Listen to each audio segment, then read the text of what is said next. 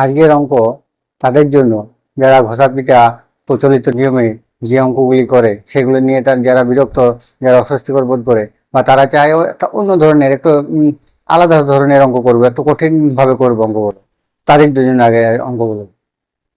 তো আজকে অঙ্ক যেমন আছে এ স্কোয়ার মাইনাস বি স্কোয়ার, এটাকে উৎপাদক বিশ্লেষণ করতে হবে। তো উৎপাদক বিশ্লেষণ করতে হলে সাধারণত যারা আমরা করি নর্মালি অঙ্ক, তো সেই নর্মালি অঙ্ক করে দেবো এ প্লাস বি ইন্টু এ মাইনাস বি, এই সূত্র দিয়ে আমরা করে দেবো।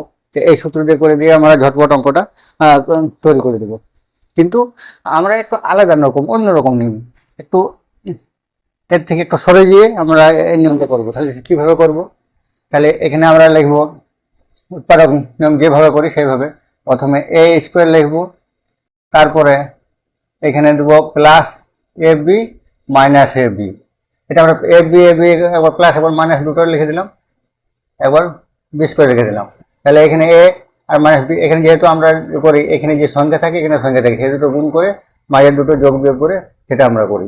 কিন্তু এখানে কোনো সংখ্যা নেই, তো সংখ্যা নেই তার মানে এক এক ধরবো, এক এক গুণ করে যেমন এক হয়, এখানে এক এখানে এক, এখানে যদি আমরা লিখেও দিই এক আর এক, এখানে দিই গুণ করে এক হচ্ছে।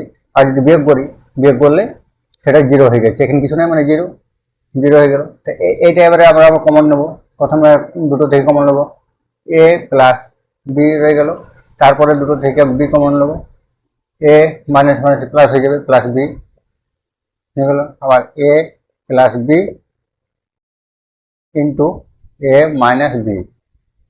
এটা একটু অন্য ধরনের ভাবে এইভাবে আমরা করে নিতে পারি। যারা অঙ্কটাকে আরো চাপ ভাবে করতে পারে, একটু ঘুরিয়ে করতে চায়, তাদের জন্য এইসব অঙ্কগুলো। এরকম অঙ্ক আরো নিয়ে আসছি, দেখতে থাকো।